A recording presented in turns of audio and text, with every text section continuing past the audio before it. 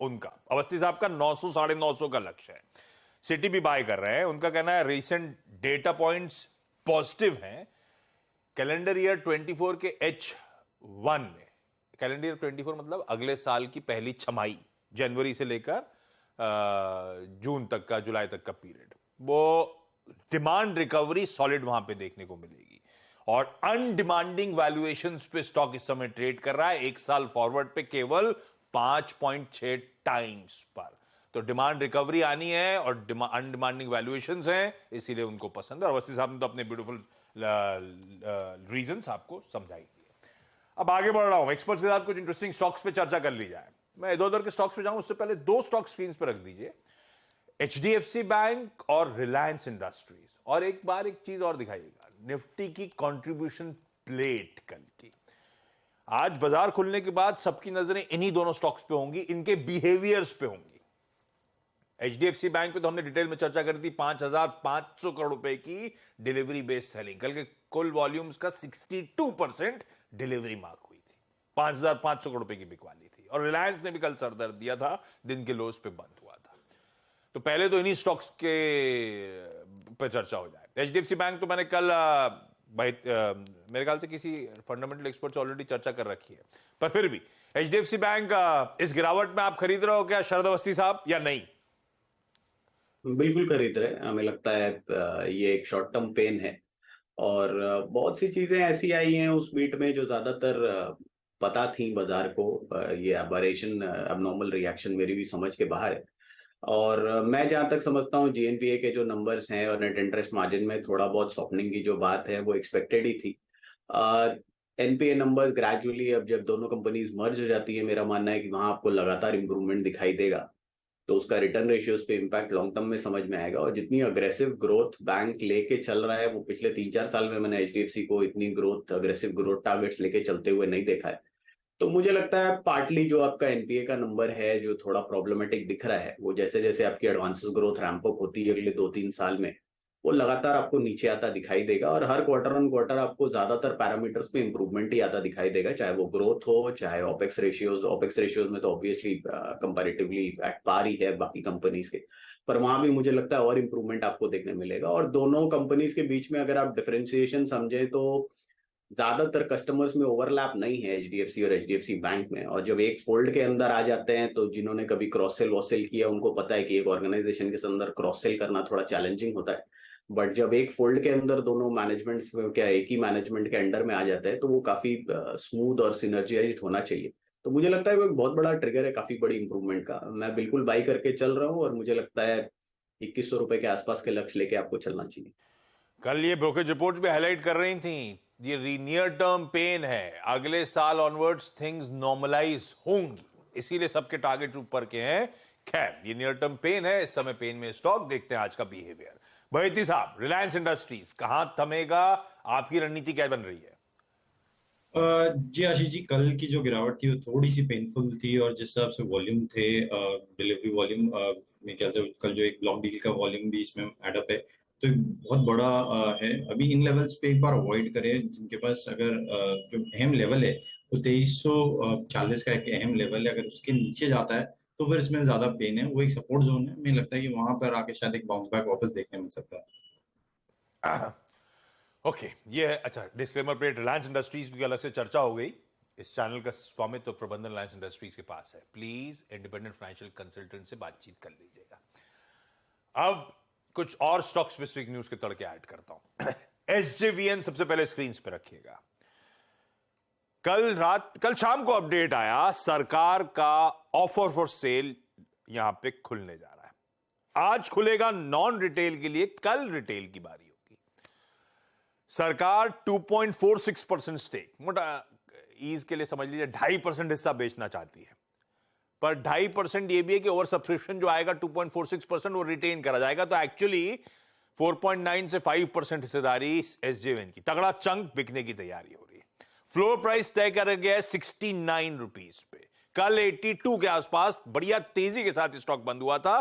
कल की तेजी के बाद दरअसल 15-16% का डिस्काउंट है जिस पर यह OFS का फ्लोर प्राइस तय करा गया है। तो आज तो ये स्टॉक पेन में आ रहा है। बहुत अच्छा रीरेट हुआ था, अवस्थी साहब, खरीदोगे क्या इस ओएफएस में? सब्सक्राइब करोगे क्या?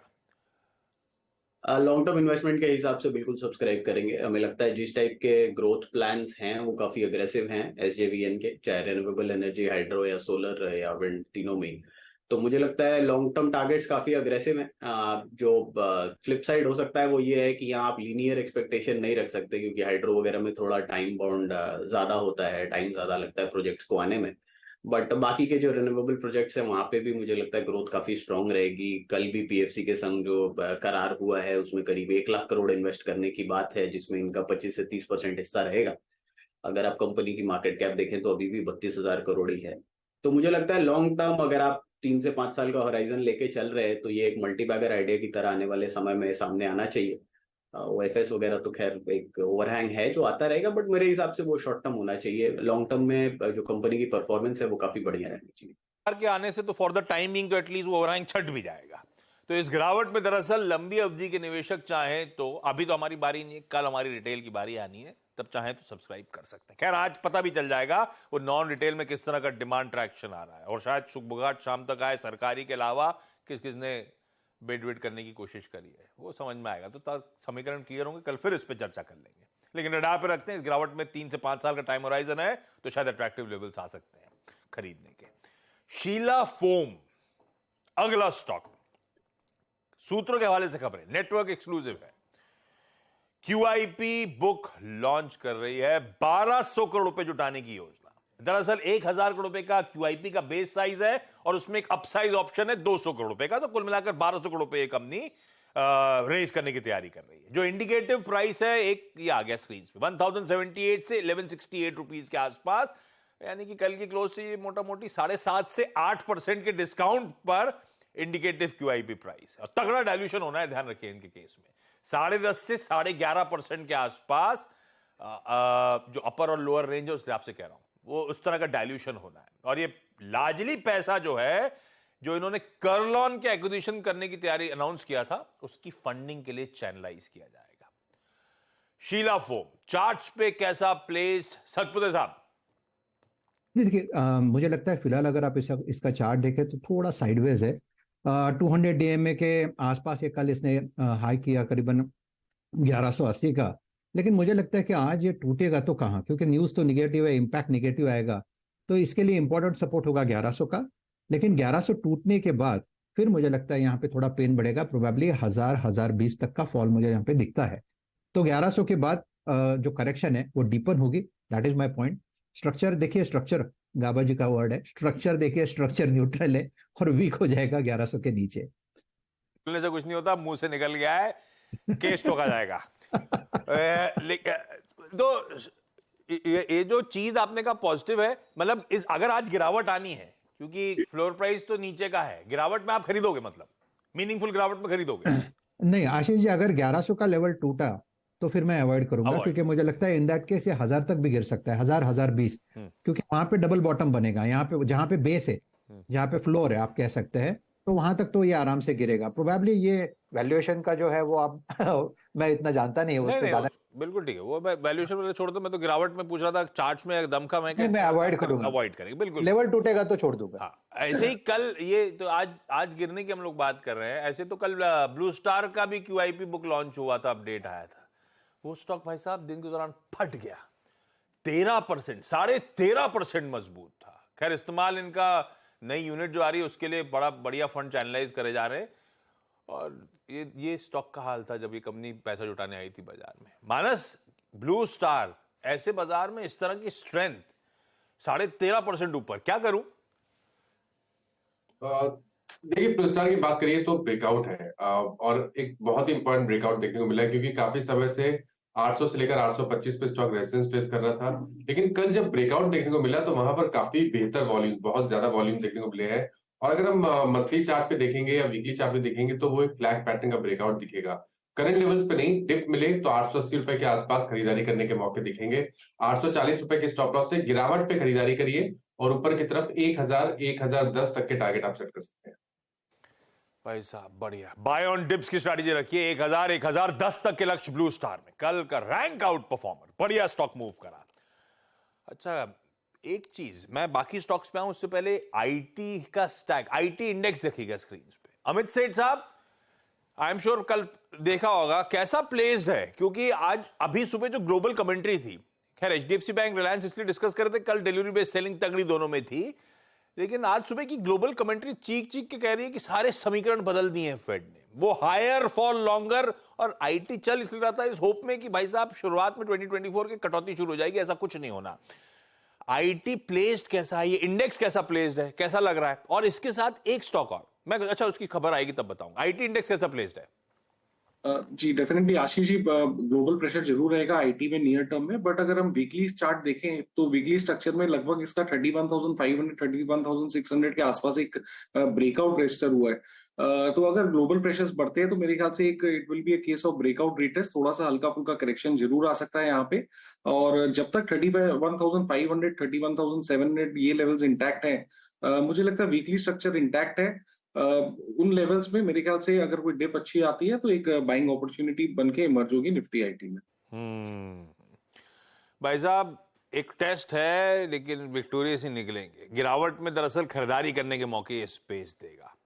गाबा सर, इन्फोसिस का चार्ट अलग से, आईटी इंडेक्स अपनी जगह, इन्फोसिस में दरअसल खबर भी आई, इन्होंने एनवीडिया के साथ एक कोलैबोरेशन करा है, दुनिया भर के एंटरप्राइजेस की प्रोडक्टिविटी बूस्ट करेंगे जनरेटिव एआई के थ्रू।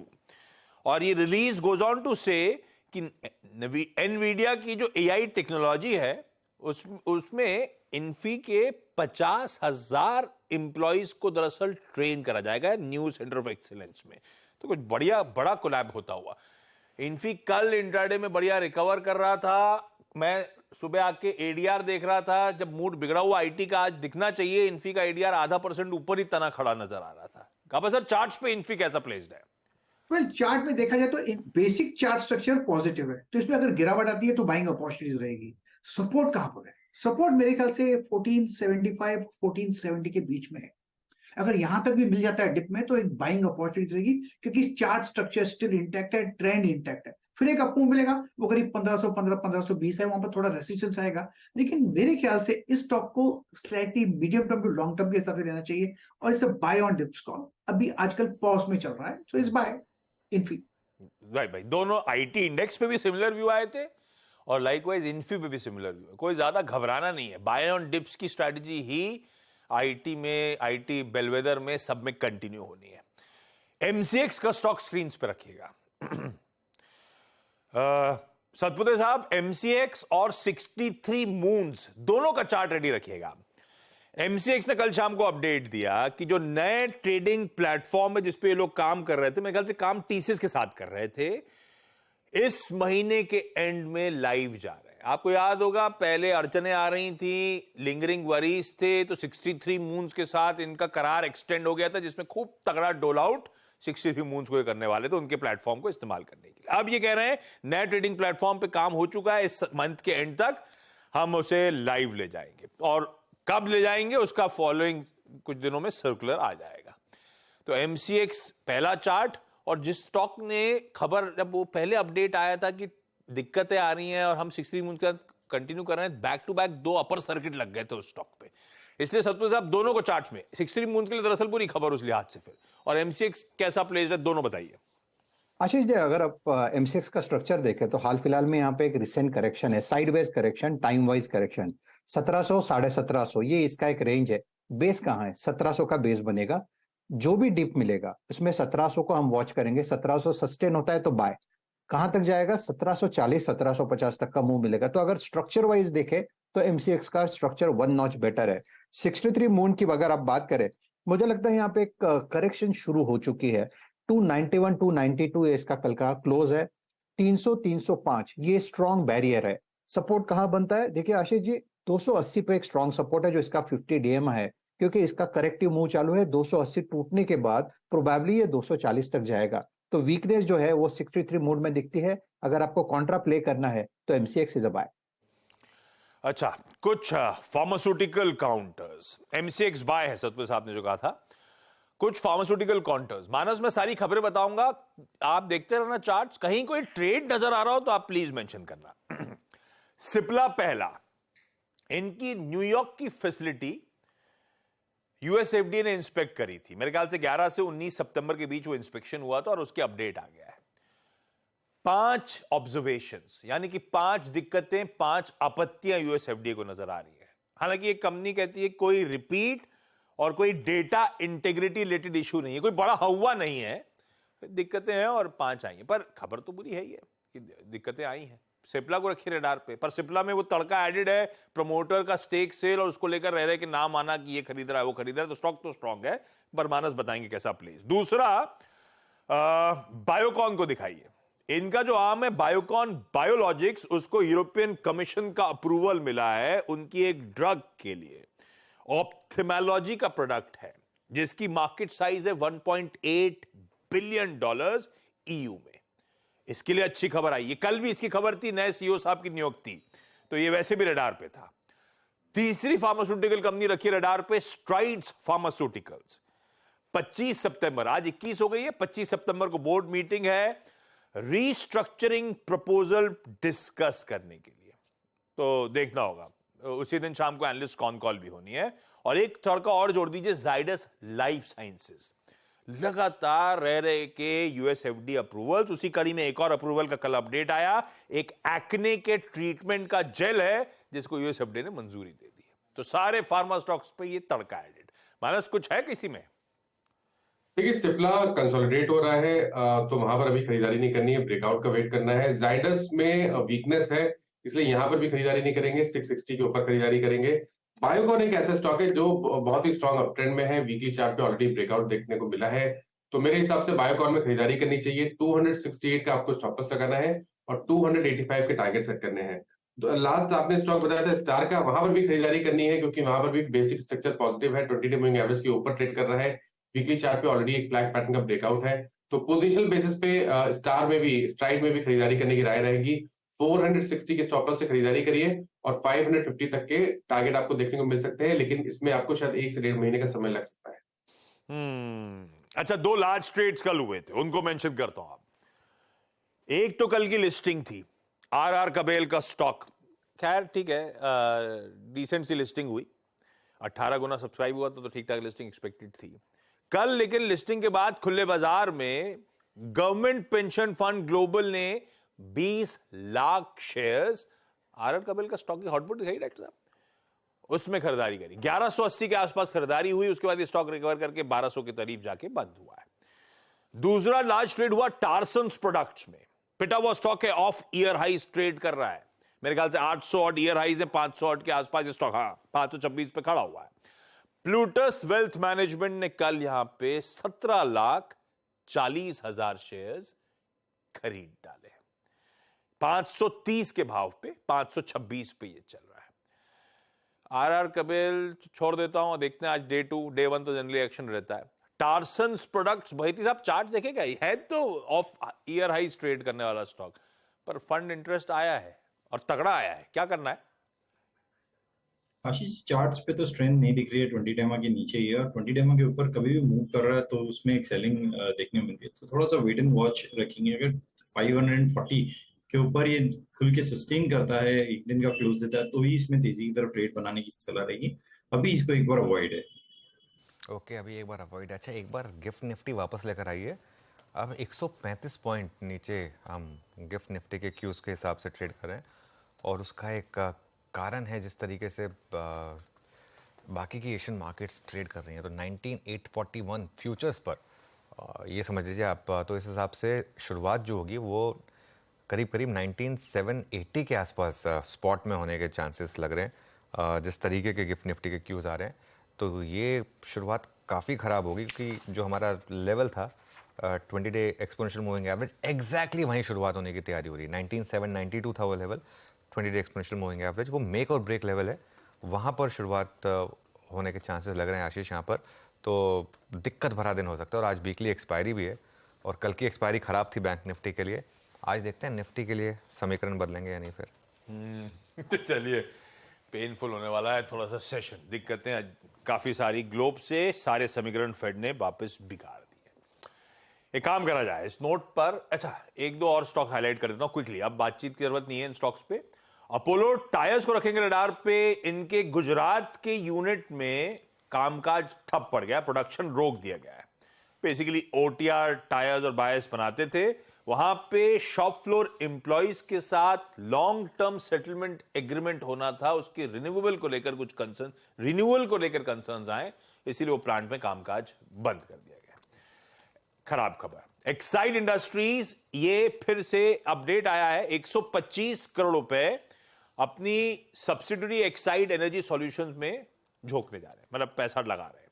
होली ओन सब्सिडरी है तो पूरा पैसा वहां पे चैनलाइज होगा, और वो दरअसल मैन्युफैक्चरिंग और selling lithium ion battery cells, modules और पैक बिजनेस को खड़ा करने के लिए इस्तेमाल करेगी।